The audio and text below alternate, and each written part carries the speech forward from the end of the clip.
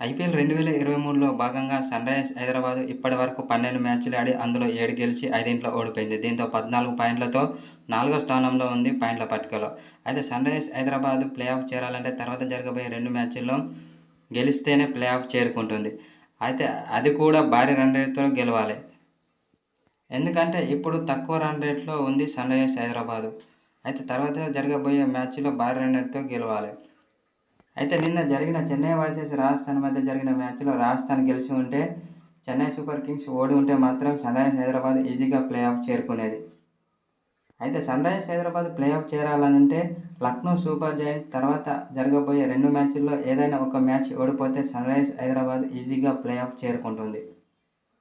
అయితే ఇప్పుడున్న పరిస్థితుల్లో సన్‌రైజర్స్ హైదరాబాద్ ప్లేఆఫ్ చేరాలంటే తర్వాత జరగబోయే 2 మ్యాచ్‌ల్లో భారీ రన్ రేట్‌తో గెలవాలి. అప్పుడు సన్‌రైజర్స్ హైదరాబాద్ ఈజీగా ప్లేఆఫ్‌కు చేరుకుంటుంది.